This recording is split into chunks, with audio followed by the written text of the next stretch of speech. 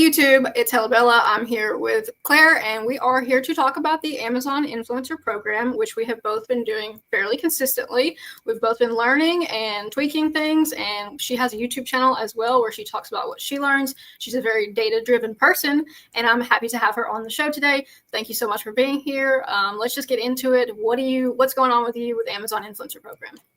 Sure. Hi, Bella. Thank you so much for having me on today. And it's a really exciting time in the Amazon Influencer Program. We are recording this right now at the beginning of November 2025. And November and December are huge for Amazon Influencer and like shopping, retail, affiliate links in general, because customers are ready to buy.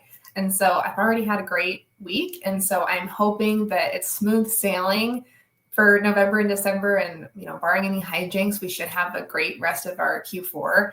And, sometimes things can get kind of rocky, like if Amazon has like outages or like errors or things, especially during big sale days, like that can be a big deal. Mm-hmm. And there's not really a way to like predict that that's going to happen. So I'm just like crossing my fingers that everything's going to be great. Yeah, I noticed, the numbers have been all messed up for the last couple days. Yeah, and that's a little bit stressful, but I try not to obsessively check my numbers because I'm like, the time I spend doing that, I could just be making videos, Yes. So I feel like time management is like 80% of this business. Yes. Yeah. There's a lot of ways to get distracted, or even if you feel like you're focused, to be focused on the wrong thing, to be like in nitty-gritty of things that don't matter, or like overdoing it on things that don't matter. Yeah. See any Facebook group for a detailed analysis on focusing on things that don't matter. Yes, exactly. I had a background on Amazon for probably like 8 or 9. Well, no, I'm getting older. It's probably been over 10 years since I've started like selling on Amazon. So I feel like I had a little bit of a background going into like what an Amazon listing actually looks like, the product specifications, sales rank was a big thing that was big for me as an Amazon seller. So is there any background that you come to Amazon Influencer Program with that you feel like kind of helps you?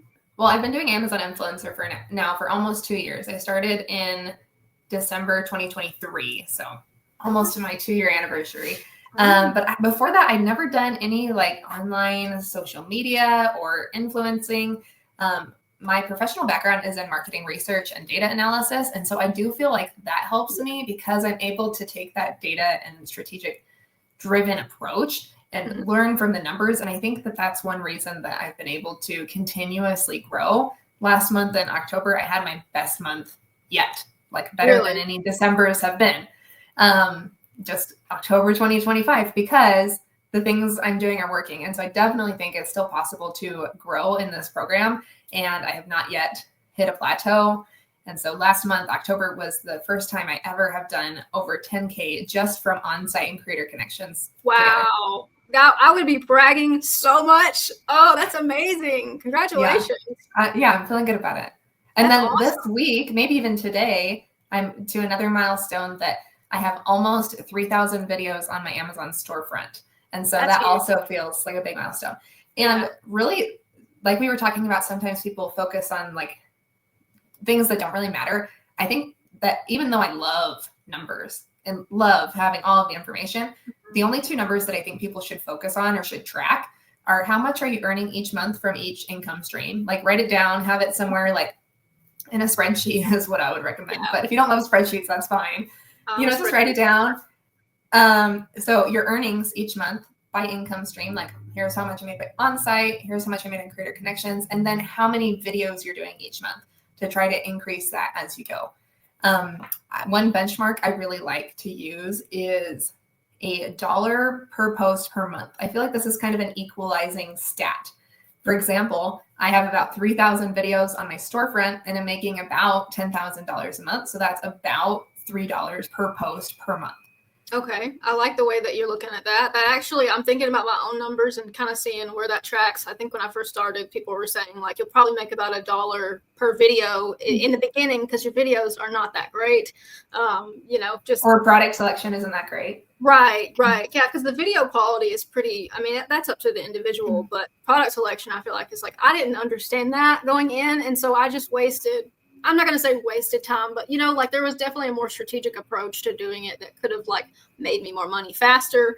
And so now when I'm choosing those products, it's just like a lot more of an equation rather than like an emotional kind of decision. Like, ooh, do I want to make this video? It's more like, does this make me money or does this not make me money?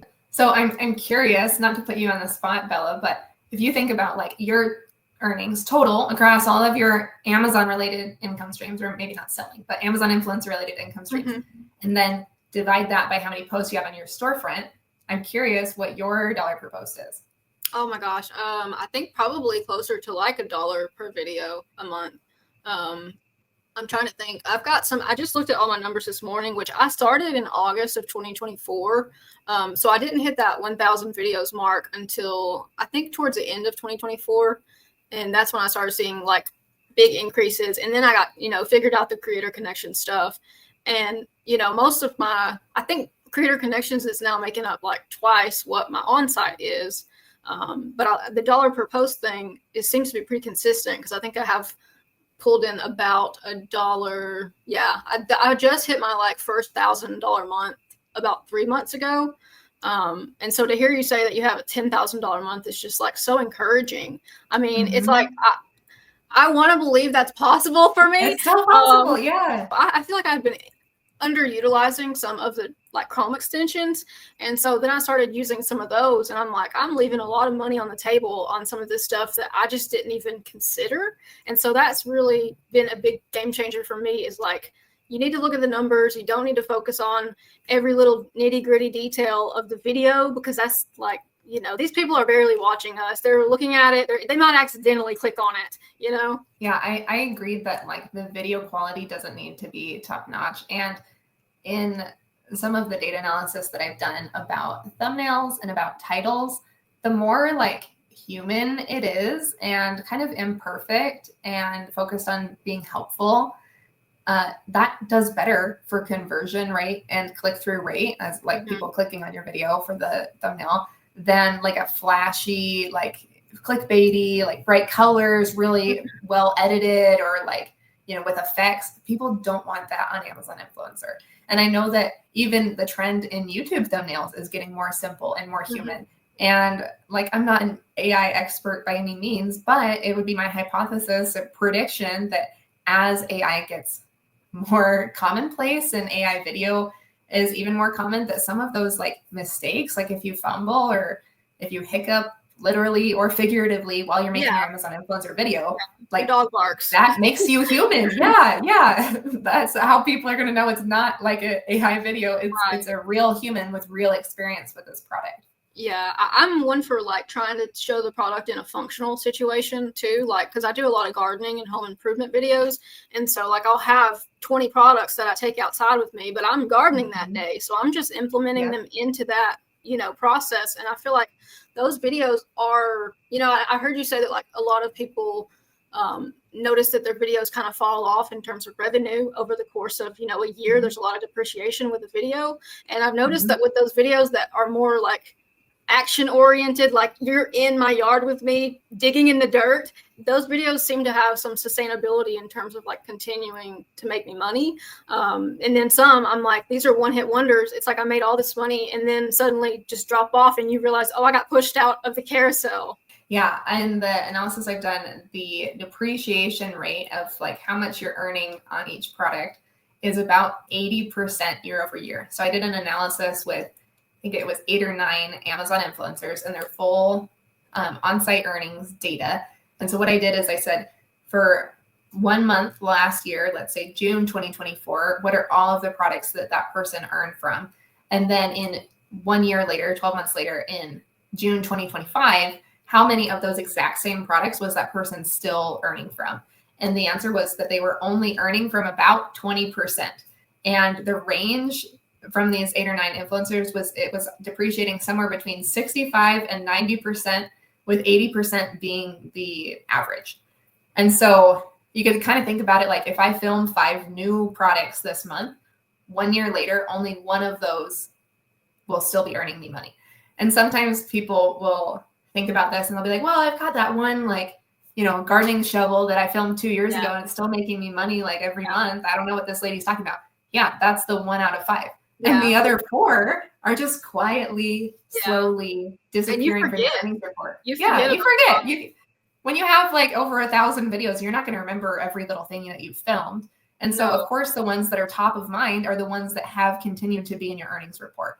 And so sometimes people will say, like, I want to find those evergreen products. And that's not as much of a thing as people think it is. And part of it is like, if your video isn't as good or doesn't convert as well as other people's videos in the carousel, then it could get edged out that way. But also, like, products go out of stock or they come out with a new model and they're just not selling that one anymore. Mm-hmm. And then over time, even if the product is still selling, it's not going to get any less influencers on it. Right. There's no room for you to like gain an advantage. You're basically slowly losing advantage over time, which makes sense. Mm-hmm. I mean, like, being online and having an online business, everyone's like, there's so many people doing this now. And I'm like, a year from now, there will be so many more. You have to evolve. I definitely think that, and data supported this, that those that are doing this the same way that they were a couple of years ago, or maybe they're not even doing it, they're just spending their time complaining that they weren't making the money that they were a year or 2 years ago. Those same strategies aren't working, but it is still possible to grow with the Amazon Influencer Program. Like, obviously, like, look at your numbers. Like, that's and like this spring, 6 months ago, I was making like $4,000 a month, and so it really is possible to keep growing. Okay, so let me ask you this: what do you think that you started tweaking or changing over time that has led to that revenue growth? Because you talk a lot about like data and like just kind of digging in before you make a video. Or is a lot of that from creator connections? Are you buying things to review? I know for me, it's a mix of a lot of those types of things because I, as a reseller, I have like an Amazon bin store near me that does like a day where it's fill a bag. And so I can literally get 100 products for like $10. And some of these are like really nice skincare and stuff like that. So I guess what is it that you feel like you're kind of slowly tweaking that has led to more success over time? Sure. I noticed a big increase in my earnings, like I mentioned, in just the last 6 months when I started doing a few things. One thing was logistically, I moved. I was in an apartment and now I'm in a house. And so in around June, so I have now a whole office where I can work. And so I recognize that that's a privilege because most people like don't have a dedicated space for this, but this is my job. And so I have my home office just for this. And then I also have like not quite half, but a big part of my garage is also for products that I'm done with that will stage for a garage sale or get rid of. And so before I had this extra space, I couldn't logistically like have that much product at once. And so I had to take a slower pace with the brand samples that I was accepting and with the products that I was buying because I physically did not have the room to have those things. If I was going to do a big thing, I could only do like one big thing at once. And then it was taking up my whole living room. Like we were in about 700 square feet, my family of 4. And so this is much better. And so really, honestly, that was a big shift. And so I'm not telling everybody the advice, like you should move and then you'll have more space and then you'll make more money. Like it wasn't that I moved. It was that my volume of products that I was doing increased because I'm able to now. Yeah. And then also because I had more space, I really have ramped up how much I'm doing buying products to review. So I spend about 20% of my gross earnings, so about $2,000 per month buying product to review that I have strategically researched and know it will make me money. And then I yield on average about 200% in the first month or two on those products. So I know it works, but it's not a strategy people like very much because it's hard to get started with because it's like an art and a science. And then it feels risky, and it is because it could flop. But you get better with it and more comfortable with it over time. Yeah, I think that's something that I've been hearing more and more is people saying that they just spend a lot of their budget on just go ahead and get the product. Don't waste that time, requesting it. All those minutes add up of like trying to contact the brand and then they don't send you the right thing. So you can choose exactly what you want when you buy it. So that just makes sense to me. Yeah, and taking a step back from there, I want to just say like one great thing about the Amazon Influencer Program is that you don't have to pay to play. Like you can get started with just your smartphone. You need no other equipment. You need no other budget, and you can really get started. That being said, I really love the strategy of buying things to review. It works for me. And you'll need a lot of product to make a lot of videos to be able to make money. But like, if you're making between like the average is like $1 to $3-4 on average dollar per post per month, then the number of products that you have is the multiplier there for how much that you can make. And so those products, after you've kind of exhausted the things you already have access to, your home, your family's home, will either come from brand samples or buying the stuff yourself. And so I think for most creators, a balance of some of each, some buying and some brand samples, is best. And my personal strategy is heavier on the buying things than it is on the brand samples. And I know one question you're going to have us talk about, Bella, is like, if I do many brand samples, or my thoughts there. I've personally taken a step back from brand samples lately because it's not a good personality fit for me to do so much like negotiating with fussy brands. Oh my gosh, don't even get me started. They are so particular. It is literally the definition of beggars can't be choosers, and they're so choosy. They're so choosy, and it just stresses me out. And so like I was saying, like I think people should track their earnings by income stream. If paid brand deals or the stuff that you're getting from those brand deals isn't driving your earnings, let the numbers decide where you're spending your time. And so I've decided to take a step back from it. Like I've taken my email off of my social so that it's harder for them to contact me. I'm still getting new emails, so I don't know how they find me. But like I'm just ignoring them or saying no, or like giving them the email of my friend that's an influencer that does want to do them. I've taken the approach of just quoting a price that is like a contractor who doesn't want to do a job, like quote the price that you would do it for, and then if they want to do it, then you'll do it. But like, you know, what you said is so true, that they can take up a lot of your emotional energy just with their just back and forth, you know, so like much particularness of it. You know, I try to say, like, if I'm working with someone, like up front, I retain all creative control over this video. You asked me to make it. You obviously like what I have, or you wouldn't have asked me. So it's like trust that I can provide. Right. Yeah, just trust me to do a good job. Yeah. Or like they'll say, like I'll quote a price, and I don't do this anymore because I'm just not replying. But if I'd say like, okay, I'll do that for like say $50, and they're like, well, you know, could you do it for 10? And I'm like, I would charge you 10 just to be emailing you back. Like this is my time. Yeah. You've already wasted my time with this little back and forth, you know. I post a lot of my reviews to YouTube, and I have like in the description my rates, and I don't know, you know, it's hard to know where they found you, but I feel like a lot of them just kind of, they're just blasting out 100 emails. Like they're just hoping that someone will do it for free, first of all. And if they won't do it for free, then they're like, how's $5? So, and then the products aren't even selling. So it's like the only money I was going to make off of that was going to be the money that you paid me to do the video in the first place. So, you know, it kind of negates any kind of win from it. Creator Connections is also one of those things. It's like when I started out, I was like, I can get free stuff. And now I'm like, look at all this crap that I have to deal with. Like there's so much crap coming in. Like you're just like, I'm thankful, but I'm also just like, okay, there was a catch this entire time. The catch was that I now have to deal with all of this stuff, and that it's not necessarily all selling well. Yeah, I feel like people in the Amazon Influencer Program go through this journey, and everybody does it. It's like you start with the stuff you have, and then you're like, ooh, free stuff, this is so fun. And then it becomes less fun.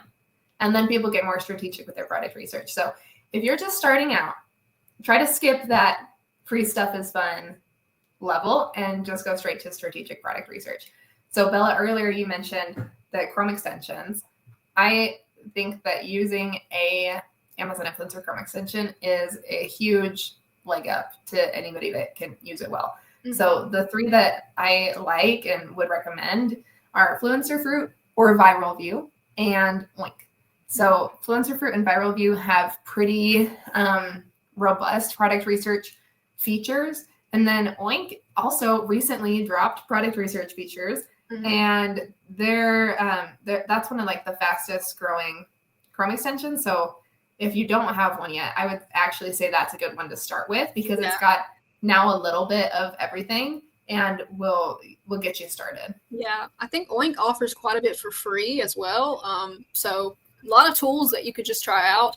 I started with them, so that's probably why I have a preference. It's whatever you learn in the beginning, I feel like, but I really like that they're evolving the tools, but basically you just need a way, right, to check a product quickly. I think that's what it boils down to, because like you said, that most of the people that you interviewed that were doing well, I think were using some type of like software, and that tracks for me as an Amazon seller for over 10 years. You can't compete with people who have tools that you don't have. It would be like showing up to a job site with no tools. Like you can't compete with somebody who has all of that at their disposal, and you're just going in blind. Yeah, exactly. It goes back to like, it's not required to pay for these softwares. You can do it without it, and you're going to make much more. The data says twice as much when you're using an Amazon influencer software extension. So when I say the data, I have done surveys with hundreds of Amazon influencers. And one of the survey questions was like, which of these softwares do you use? And then I also asked how much people were making. And those that used at least one of the Amazon influencer softwares make on average twice as much as those that don't. And, it's kind of chicken and the egg, because like once you're making a little more, then you feel like you can justify spending some on a software. And so they kind of go hand in hand. But if you're on the fence, I definitely think getting a software and then learning how to use it well will definitely be worth it and pay for the extension. Let me ask you, what is like, are there scans that you run every day, your routine? Like what for me personally, when I wake up in the morning, there's certain things that I kind of do, like when I'm having my morning coffee. Are there particular things that you do each day?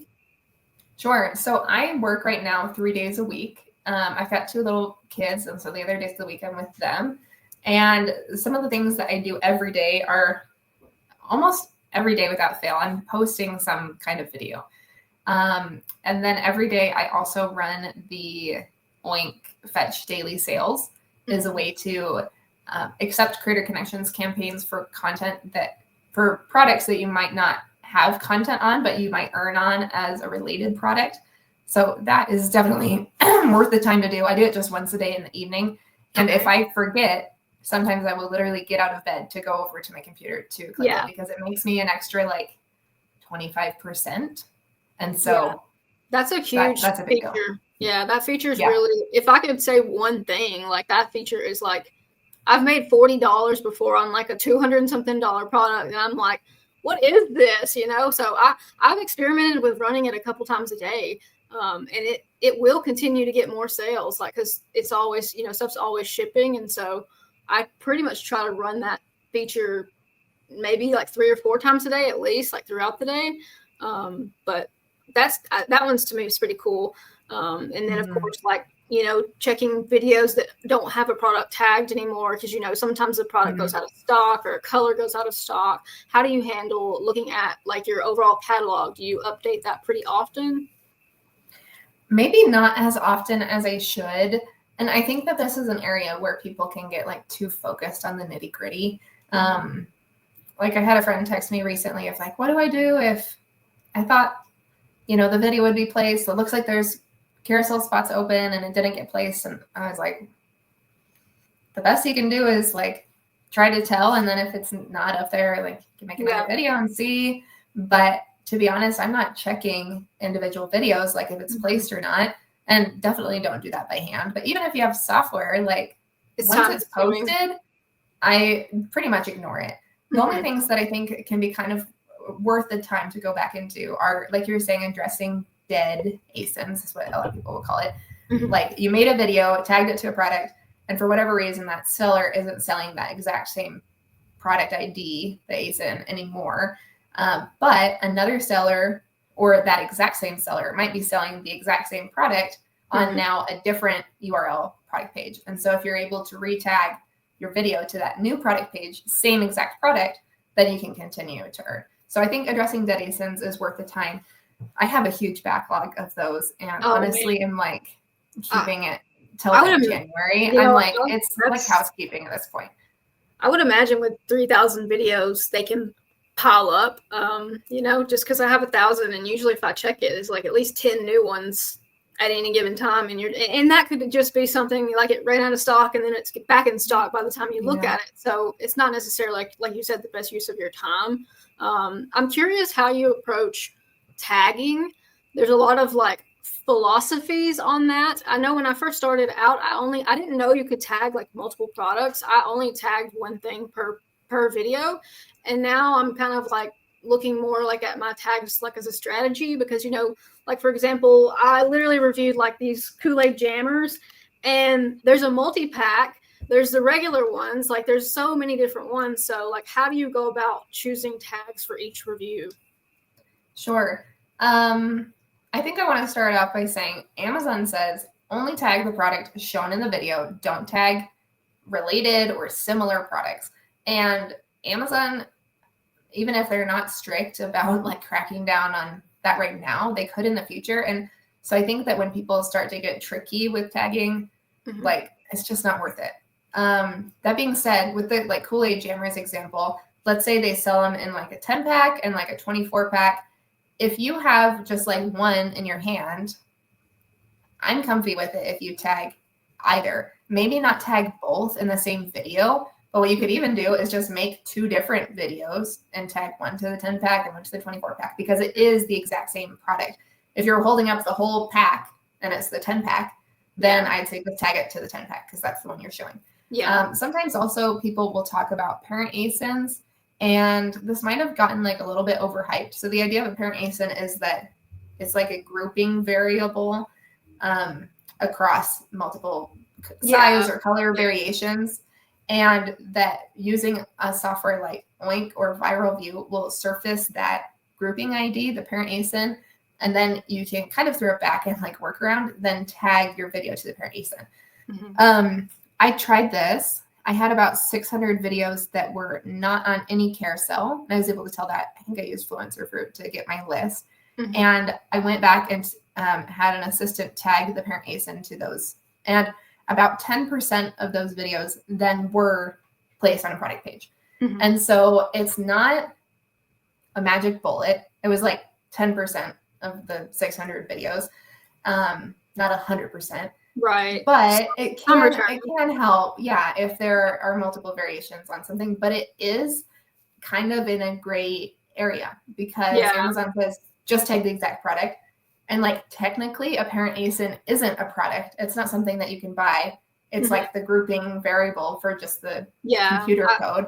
I wouldn't put it past them to just eventually like to remove all of those or something, right now I feel like it's, for me, like, if you review a swimsuit, there's a size small, medium, large, extra large, and then it comes in 5 different colors. So you've got 50 different things. You can't tag 50 different variations. So that would be the example that I would think would make it useful to tag the parent ASIN, just because. And then sometimes if you look on a listing for like a pair of shoes, there's like almost like 30 different color choices, and then they go through the sizes, and so it's like, I don't know. I feel like I could miss out on money if I don't tag it with that. But like, I'm not, like you said, I'm not going out of my way to like tag every single one.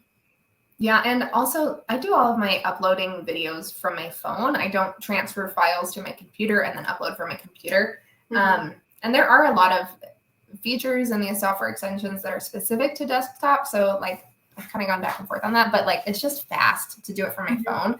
And you can't use that parent ASIN feature from the phone. And so sometimes if it's like a second video or something that I've made about a product, and I know there's a lot of variations, sometimes what I'll do is save it as a draft and then come back to it on my laptop so I can tag the parent.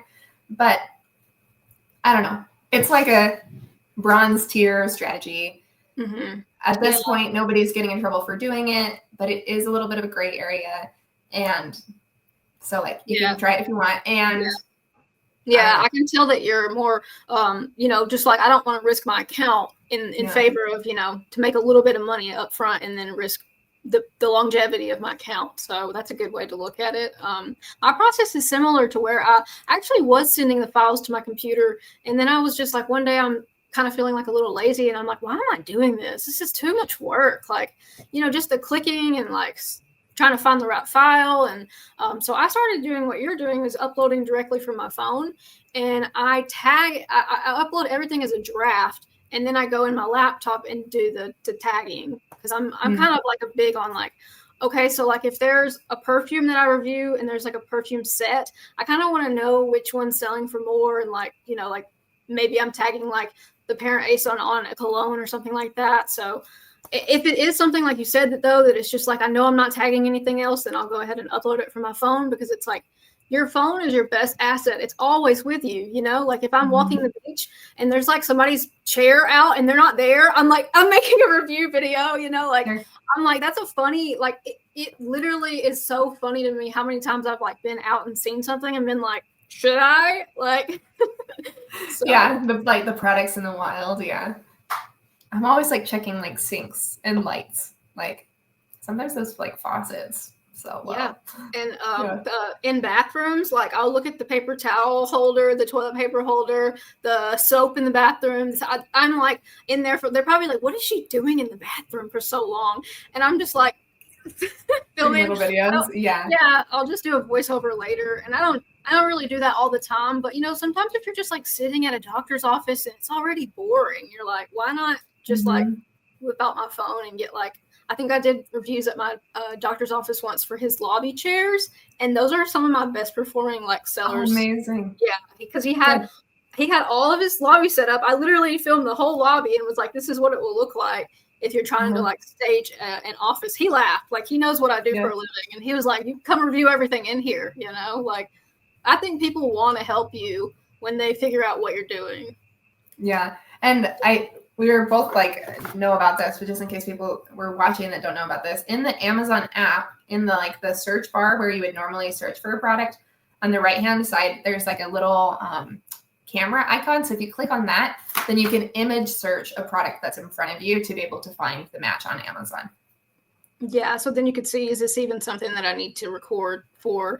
I like that, and I use the barcode scanner a lot too, just because. Oh, sure. You know, that's my background, I guess, from selling on eBay for so many years.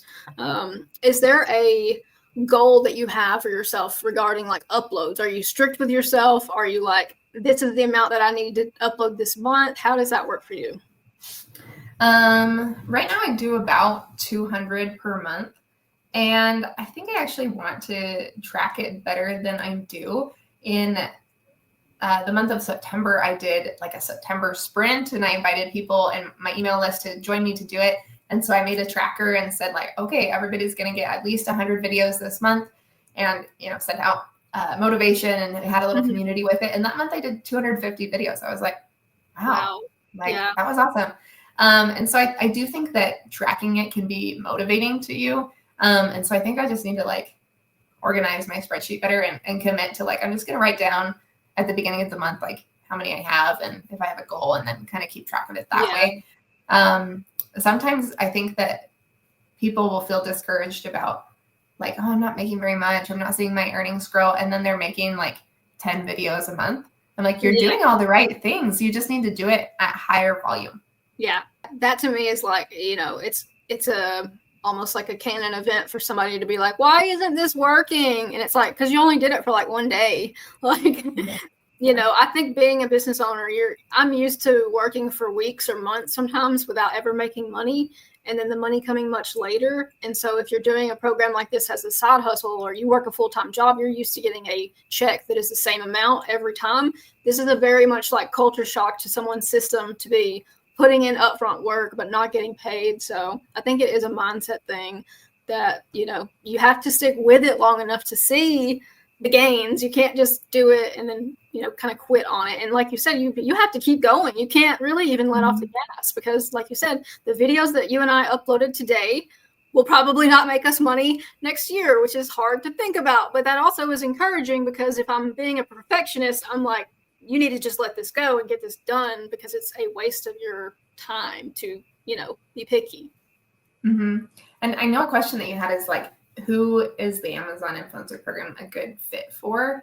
And I'd say if you're considering starting this or just starting, that somebody has to both like logistically and emotionally be able to put in a few months of work without seeing any returns.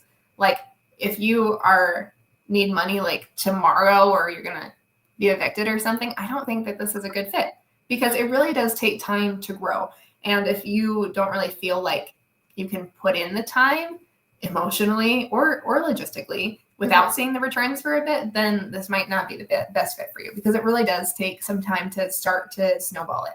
What do you think, I guess in terms of like videos and length and style, do you have a particular format? I know you have a video on your channel about batch filming, and I feel like that's efficient. Like, say what you will, but. Yes. Most of my videos end up being between like 30 and 90 seconds without me trying too hard with the time. And I don't really stress about it too much. Like if it is short, then it's short. And if it's long, then it's long. I think it kind of depends on how much you need to say about the product and how many questions the customer is going to have. But some things like super simple, like say I was making a video about this lip gloss, then I just like put it on and say like, this is the color, strawberry, and here's how it looks. And it's like 10-second video. That's all the customer needs for that. But if I'm reviewing like a whole vacuum, or price can kind of be a proxy for that, then I think that it warrants a little bit more complicated of a video. But I actually have an analysis queued up to look at this, at least with my own data, to say what's the at least correlation between video length and conversion rate, and then how is that impacted by price? Because my hypothesis is that longer videos convert better for more expensive items, but not necessarily for less expensive items. So I'll report back when I know. Okay. But it's literally on my to-do list for today to do that video length analysis. That is something that's kind of like, it's like some people put a lot of effort into one video and they're like, that's my strategy. And they're like standing on business with that. And I'm like, I hate to tell you this, but that is not I don't think that's a great strategy. Like that's putting a lot of eggs in one basket. Yeah. Well, and then sometimes this, like, it kind of goes back to like, know where you're making your money and put your focus there. Because, for example, if you're repurposing your videos off-site or like on YouTube or to a blog or to social media, different things work well on YouTube than work on Amazon. And so while I think that a kind of, like a messy video works well on Amazon, that same style might not work as well on Instagram or on YouTube. And so if you're making more of your money on YouTube, then yes, you should prioritize the style that does well there. But I agree that kind of a blanket statement of like, well, I want to make a high quality video. Like, for what? Why? Yeah, it's a perfectionism, or, I don't want to have your name attached to it. I kind of, there's a little bit of embarrassment that you have to get over as an Amazon influencer. It's a rite of passage to be like, what do I say about this product? This is so ridiculous, and now I don't even care. I promise you, if you make 1,000 videos, you won't care anymore. Yeah, exactly. Yeah, just like let it be messy, just post it. And then if the product's selling well, like you see it in your earnings report, then it's earned some more of your time. Then go back to it and like make a good video. And so my usual workflow, like you mentioned, batching, is I will, as products come in the mail, I'll unbox them and put them in like a basket in my office. And then I will do like an unboxing first impression video of almost every single item that comes in. Like open it on camera and say, here's what it is and here's what I initially think. And then, so that's when I'll batch. And I have my tripod, and then I have this little like clicker ring that I'll Bluetooth to my phone. And so I'll just have that on my hand and click my record on and off. And I just got this a couple months ago. I did this for a long time without a clicker ring, but if you're doing one video after another, this is really helpful. Just to like get rid of those couple awkward seconds. But even if you have awkward seconds, turning off your camera, still post the video. It's fine. Doesn't matter. Like if somebody got to the end of your video, they don't care if you're turning off your camera. No, they expect it to. Do you do any editing, or how does that work for you? I try not to. I try to film my videos in a way that doesn't need editing, but I edit maybe like 10 to 20% of my videos. But honestly, what usually happens is that if it needs edits, I'll save the footage as a project in the editing app that I like, is CapCut. And then I'll name the project what it needs. Like if it needs, like, I'll call it like needs voiceover or needs cut or needs more footage. and then know that I can like come back to it. But Yeah. I have a huge backlog, like probably at least 50 videos that are just sitting in my edit app that I don't really prioritize those because I have other content that needs videos, and that just takes longer. Yeah, I know, like my editing process is like it's all done that day. Like I try not to go, like you said, it'll just linger, you know, the more that you try to work on something like that. I try to, if I'm going to do the edit, I do the edit like immediately and then get it uploaded, because my process is that I put everything in the CapCut. I dial up the, you know, the, what is it? The speed to 1.1 or sometimes 1.2. And then I hit the thing that says auto captions, and then I let it generate all those captions, and then that will allow you to, it'll say, do you want to delete the pauses? And I'll click yes, and then I go back and delete all the captions. So like it's a way to save yourself that time of having to watch every video. And so it kind of speeds things up. In my mind, I'm like, well, maybe that'll just give me like a slight competitive advantage of like my conversion rates. And you know, because Amazon does look at stuff like how long a person watched you. So even if you do have like 5 seconds at the end of your video that a person had, you know, they clicked off, that can maybe impact you. I don't know. So yeah. I would be curious. Like you said, I need to look more into numbers, but that seems to be the thing that you do well. And that seems like it's made a big difference in your business, because this is like a business that you could run 1,000 different ways, you know? Mm-hmm. Mm-hmm. Exactly. Like some people bring their background with Amazon, or like I know one Amazon influencer guy that has a farm, and so a lot of his content is like tools and products that work with his farm, and he does amazing. I think his dollar per post is like $7 per month. Wow. You know, dollar per post per month, because he's able to review and do a great job reviewing all of these like really niche and expensive products. And so though I don't think that Amazon influencers need a niche, I think that reviewing things that you can talk about with authority and things that you like does help your videos do better. And so that's one way that I've gotten more picky about the products that I'll do, that if it's not something I feel like I can make a good video about without too much effort, then I'll skip it. And I have a product that I call the Product Vault, which is where people can subscribe, and I have things that I've product researched and I know that they are great money-making opportunities, but just like not a good fit for me, like hearing aids or like automotive parts. But I'm like, I know nothing about this product category, but for somebody else, it would be a great match and they can make their money on that product. Yeah, I think that's a good point, that the background that you bring into it does matter. The enthusiasm, like I know when I review my gardening stuff, I'm like into it. I'm like excited, and that comes across in the video. Like you're almost hyping the customer up to like, oh, if I get this product, I can feel like that. And so I feel like that is good. And then also I do a lot of like problem solution format. So like, this is the problem that I had, this product is the solution, or this is the before, this is the after, and just kind of like it's not, you don't want to be like a hard sell, because then people don't trust that. But there's some authenticity to being like, you know, my bathtub has mold in it, you know, like that's a legitimate human problem. So in terms of like, okay, somebody getting to 1,000, it took me almost 7 or 8 months to get to $1,000 a month profit. I know now what I didn't know then, and so that makes a considerable difference. But I think, you know, for me, that was a milestone that I hit, that I was like, okay, it's time to take this kind of serious, you know, like this has potential. So what do you think, you know, someone can do to start making $1,000 a month? Obviously, you need to put up a lot of videos, and you need to learn the ropes, but is there a path to that? Sure. I definitely think that $1,000 a month is possible and a like pretty realistic goal for people that are willing to put some effort into this. I think that, well, from the data that I've looked at, half of Amazon influencers, and this is the survey from over 100 influencers, half make $500 or less. And then I think it was, so that's 50%.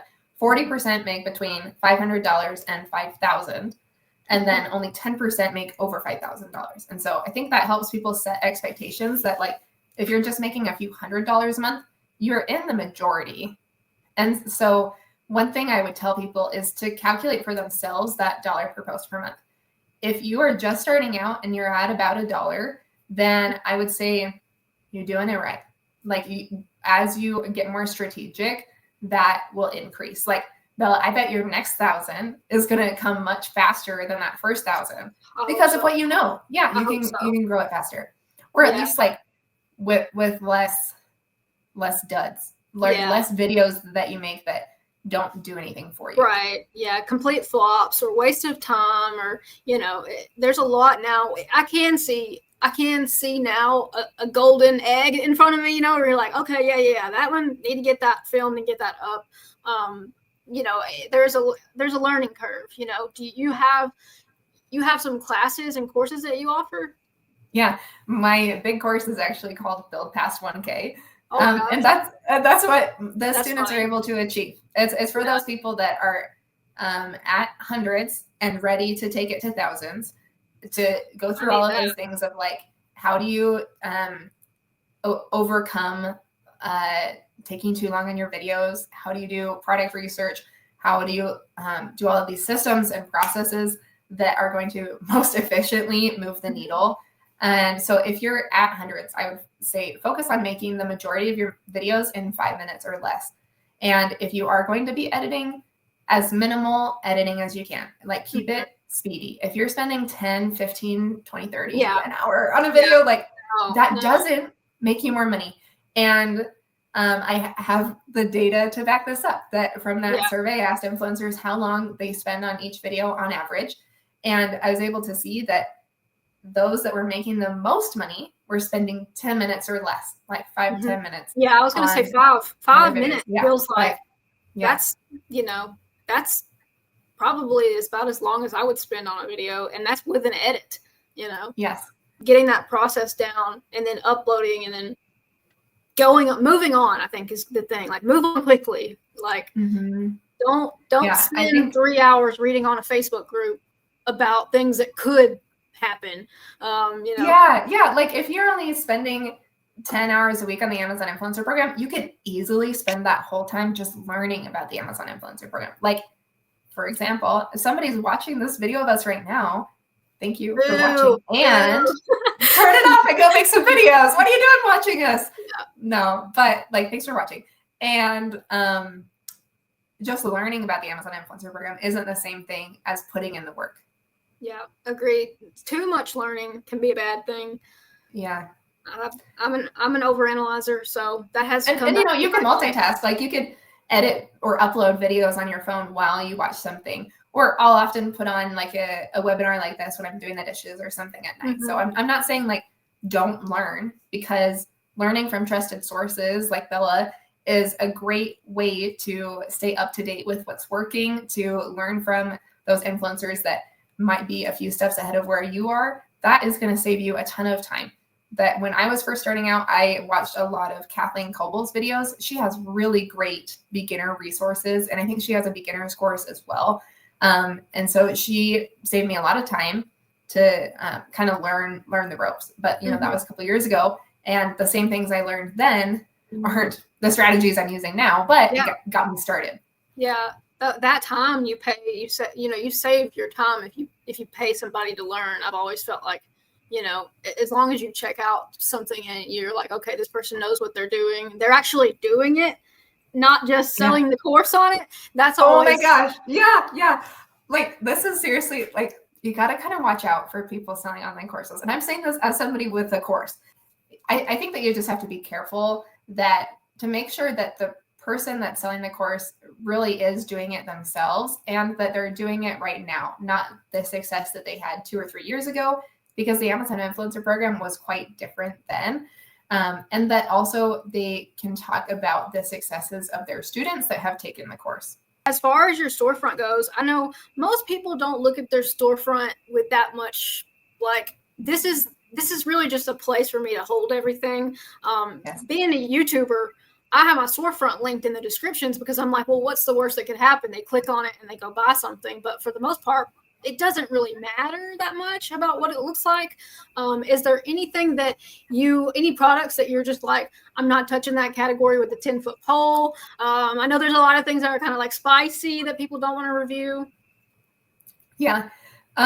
There are definitely like adult categories that people make bank. Like if you're interested in reviewing lingerie and other adult gadgets, you could probably make some serious money. And I've chosen not to touch that category. And for one reason that I've heard is that the brands that look for influencers in that category are even more aggressive and icky than other categories, is from what I've heard, like from friends. But if you're comfortable doing that, then there's no reason not to. Yeah, I review like bras and I'll like wear it, but it took me a while to be like comfortable with that. But I was reviewing swimsuits, so I was like, the same thing. Yeah, I've already shown it, and that's like, to me, that's very personal about what you want to put online, and like that stuff's out there forever. You have to consider that for every thing you post like that, there's some creeper who just saved it to his computer and shared it with a bunch of other people. So it's just a personal preference. I was just curious. I did look at my numbers for my top categories this year. It was home improvement, number 1. Number 2 was patio, lawn, and garden. And number 3 was beauty and grooming. So how does that line up with what you've been studying? I know.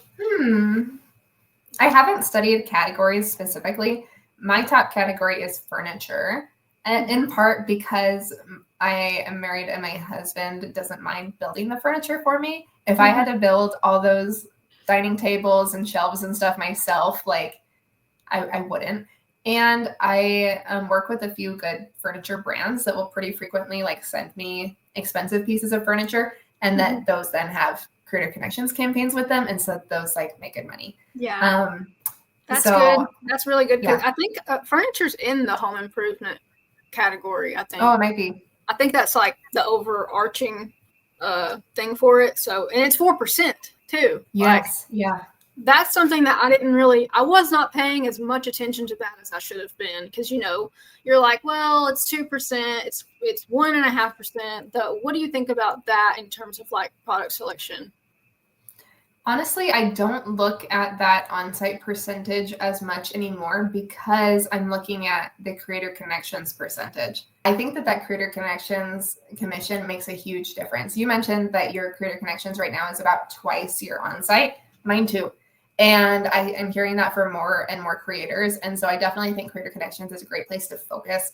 And the way to grow your Creator Connections earnings is that when you're acquiring new products, either it be from a brand sample or purchasing it, that you're looking for products that have both the on product page stats that make sense, low influencer count, high sales volume, top carousel if you can.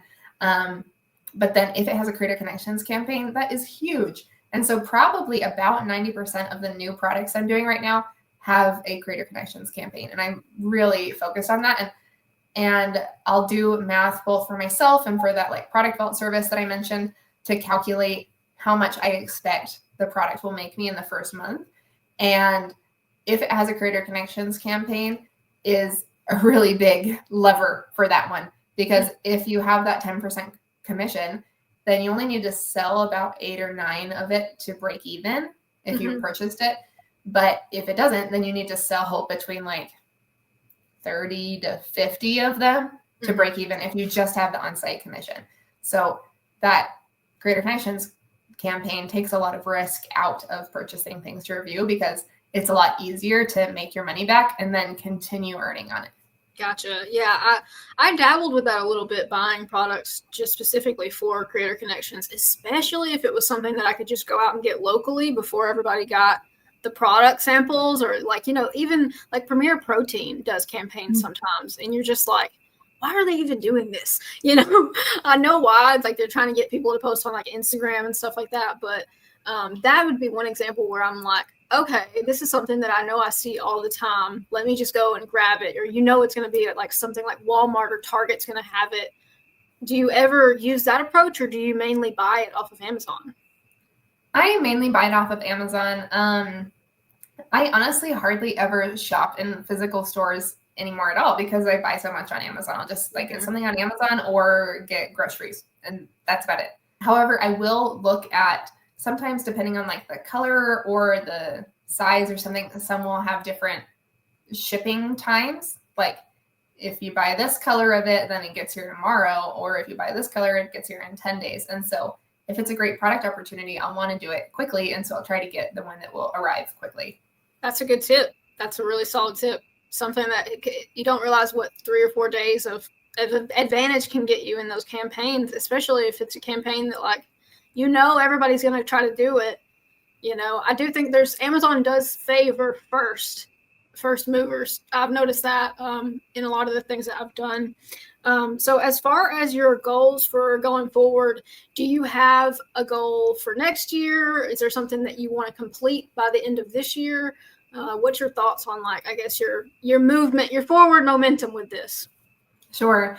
I feel like as I've gone, my goals have grown with me as well. So like when I first started, I thought like, okay, I want to make 10K in a year, and that would be amazing. And then I achieved that. And then my next goal was if I make 3K in a month, then we won't have to take out any more student loans because I was putting my husband through grad school at the time. And then I achieved that. And then we didn't have to take out loans, and it was amazing. Wow. And then I thought, okay, if I make 6K in a month, then I'll be making more than my husband. And then I could just pat myself on the back because I only work 3 days a week and he works a lot more than that.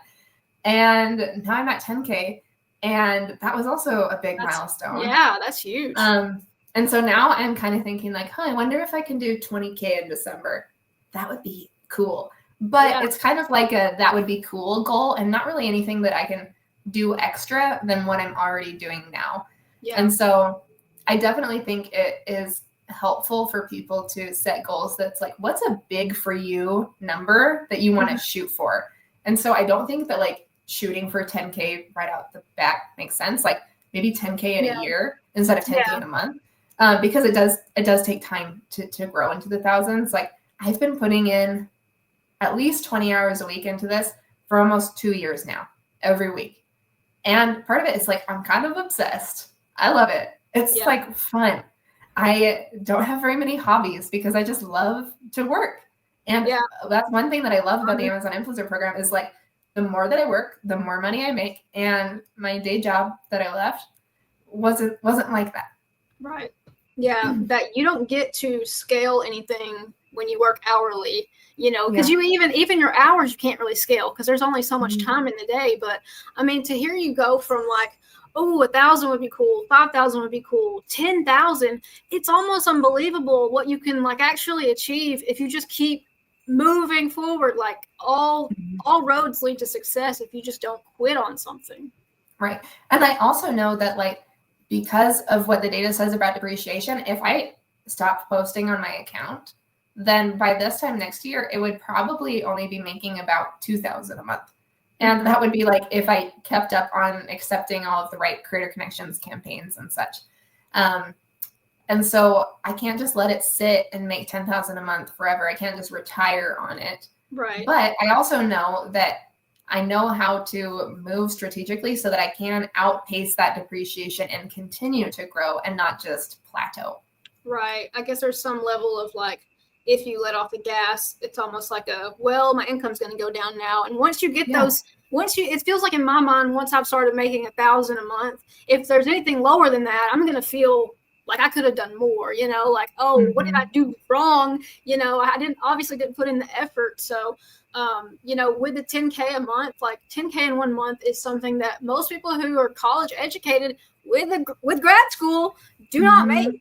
So, I mean, that's just a huge milestone that people can take something from this, in that if you actually are enthusiastic about a business and you put in the work, that it can grow, and that your approach to it seems to be the reason why you're having the success. The data, the analysis, the study, your entire background with statistics and your spreadsheets. So I just want to congratulate you. That is amazing. Thank you. Yeah, I think it's a lot of fun. And also, like, I think another thing that kind of helps me is like, I'm competitive and I like gambling. And so like, I'm not in a casino, but like did I just recently spend $500 on one product that I hoped would do well? Yes. And in the last couple of weeks, it's already made me $200 back, and Black Friday is coming up. So I think it was a gamble success. And so I think that risk takers can do well. And then also I'm a little competitive. I'm like, I want to be at the top of that carousel. Like if there's somebody that I know in the carousel with me, or they, or get the spot, like I taught my aunt how to do Amazon influencer, and she texted me today, like, oh, we're on that same like kids blocks spot, the same carousel. Like I don't feel any negative feelings about that. Yeah. There is an abundance of money to be made, but like I want to be the best. Yeah, I think I compete with myself, like yes, exactly. And it is nice to get friends and family into it, because you're like, there is a lot of people who like stay-at-home mom. It's not like feasible for you to work, because the price that you'd pay for daycare is not going to offset the price for you to work. And like, this is something that you could do from home when you can. And, it's just like, that's an opportunity for a family. Like you said, not having to take out student loans, like that money, the loans have interest. So, that's a big deal to me, to be able to do stuff differently. Like right now, I'm at the beach for a month. I'm getting my packages sent to my condo. Like I'm literally going to go to the beach after this and like just walk. And if somebody has like their beach stuff set up, I'm just going to film it. I'm just like shamelessly filming somebody's Tommy Bahama chair while they're eating lunch. And it's just like the excitement, I think, is the thing that will sustain you. Not even the money, really, just the excitement for what you do and the pride you take in it, and like always trying to do better with your systems is big for me. Just like speaking with you today, I'm just like, okay, I have not even thought about that. That is something I've got to look into a little bit more. So I really appreciate, your insight for this. Yeah. Let me know if you want to join the course cohort. The next one is in January. I will definitely do that. And I'll put all the links to everything in the description, so people can find you, your Stan Store, your coursework, and your YouTube channel, because you do YouTube now. So have you been enjoying that? Yeah, I do some YouTube. The place where I put in the most effort is in my course and in my email newsletter. And so I would recommend, like, the newsletter is free, and I don't have a set schedule, but I'm usually sending out like 1 to 4 newsletters a week on there. And just whenever I have something good to say. So like, the next thing going out is probably going to be talking about some of those new Oink features that I like and how I'm using them. And then also that like video length analysis I'll talk about there.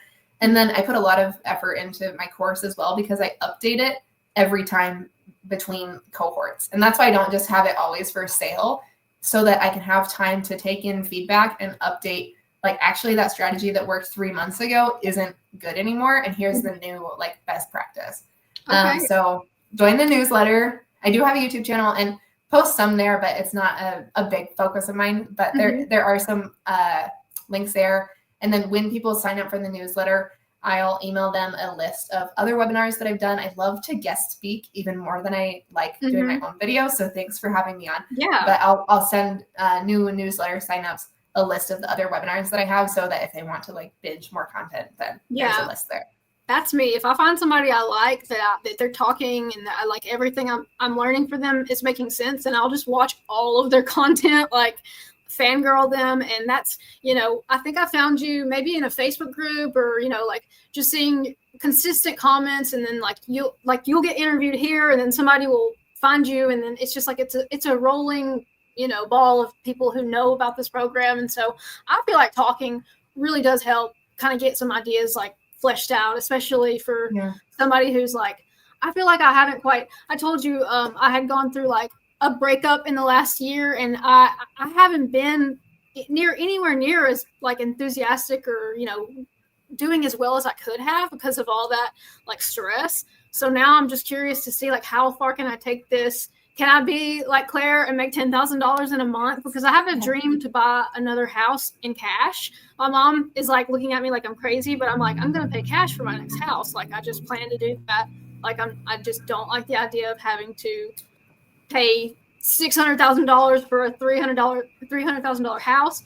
And so I'm like, that's my like 5 or 10 year goal. Plan, And so I just feel like talking to you has really kind of reignited the ability for me to think about things in a positive way. Yeah, there's still a lot of money to be made, and good strategy will take you there. And also, like, nobody's gonna make it into the thousands without loving it. So, like, if you don't love the Amazon influencer program, and I'm not saying that some of it doesn't feel like work. Like, sometimes I don't really feel like filming the big stack of products I bought for myself to film, but I do. And then I'm glad I did. And then I see my earnings and I'm like, okay, I'll keep doing it. It's fun. Yeah. But like, some of it is going to feel like work. It is. And it's a grind. It can be fun too. Yeah, it's a grind sometimes, like anything. And like, when I have low effort days when I just don't feel like being on camera, I'll do different types of products, like products that I don't necessarily need to be in the video for. You know, I'll figure out, like, is this a high energy day for me? Because if so, let me get in front of the tripod as quickly as possible. You know, you have to harness that energy that you have. So how does like, I guess, you know, you're a mom, you have a family. How does that impact your ability to film? I said I work 3 days a week, so I pay for childcare for these days. Like right now, you know, my babies are not at home with me, and that is part of my business. Like, this is my job, pay for help. But then also, like, for those that do have babies at home, if you're efficient, you can get a lot done during a nap time or after kids go to bed. And I often will, like, do half an hour at my computer between like 8:30 and 9 p.m. at night. Like, I don't really sit down and watch TV. I'm like back at my desk, like doing product research or making a couple extra videos. Also, like, when you lean into products that match your life, you can kind of film as you go. Like, I was just filming a new air fryer, and I filmed it while I made breakfast for my family. And so there are like kids talking in the background, or like, it's not uncommon for me to end a video with my toddler like running up saying like, "Mom," like, and I just post the video. It's fine. It doesn't need to be perfect. You can have like real life. You can have a messy kitchen. If you're efficient about it, even if you're spending like those precious moments when your kids are happy or asleep, you really can make progress.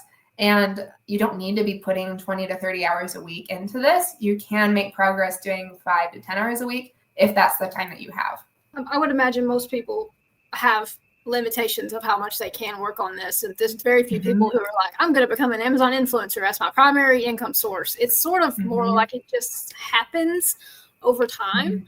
And so I feel like, you know, as I've grown into it a little bit, I've kind of figured out like, okay, this is something that I could take more serious, because I've run like so many different businesses that it's like, it's almost like a little bit scattered. Like, I'm doing a lot of things not really well, and I could do one thing and do it really well. And so this kind of made me want to focus more on Amazon influencer, because like, I know that that's going to consistently bring me joy and bring me like a sense of like, it's just different every day. The products are always different. Your mood's different. Your filming setup. Sometimes I film in the kitchen. Right now I'm in an Airbnb. I don't even live here. So the background of all my videos looks different to what I'm used to seeing, which is so weird.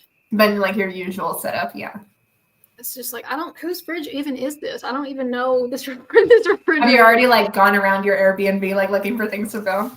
I've done quite a few. I've got through the furniture here. I haven't got through the kitchen, like the appliances and stuff. I've done a lot of, I had brought like 50 or 100 products with me to review from home when I left, because I had backlogged. And my mom came up to see me last week. She brought me my mail, and I was like, oh my gosh, like I have overdone it with the give me a sample, you know, like, so I have about 30 products right now that I need to film a video for, but I'm, you know, it's like, I used to think I have to get these done immediately, and, you know, the brand's waiting on me. And now I'm like, the brand is not paying me. The brand is not my manager. You know, I am thankful for the brands that I work with, but I'm not on a timeline with them. You know, if anything, I'm on the timeline of when does the campaign end, because that is where, you know, I try to focus my efforts. Or like, the longer it sits there, those are days that you could be earning commissions, not to put undue pressure on you. But like back earlier this summer for Father's Day, I got my father-in-law a toaster oven, and I'd done product research, so I knew it was a good opportunity. And so when we like first got it out, I took like a really like pretty low quality video of it, like 20-second, like, here it is. Haven't even used it yet. Here's how it came out of the box. And then later that week, made like a nice video about it, like showing how it was cooking food, talking about the different settings, and then we used it a little bit. But in that week between when I posted just kind of the low effort, like here it is video, before I posted the nice one, I made $40 on it. And so like you are like sitting on money. And so like it's worth putting out kind of a quick video to just have something there. And then that can also direct you a little bit better to know which ones are worth spending the time on. Yeah, I like knowing about your strategy for that because I don't do that. I don't, I generally think that like, oh, okay, I've got to demonstrate, using this, or I've got to like actually show myself taking, my makeup off with this product. And it's just like, I don't know why I'm even I feel like I might be doing too much. Well, I do agree that like a demo video is a better video. That's what a customer wants. That's going to convert better. And that's not required for every single product. Yeah. So two things can be true. Well, Yeah. I really enjoyed speaking with you. Thank you so much for your time and your energy. I'm going to put all the links in the description below so people can find you. I really just learned a lot today. So thank you. Thank you for being on. For sure. Thank you for having me. All right. We will catch you guys later.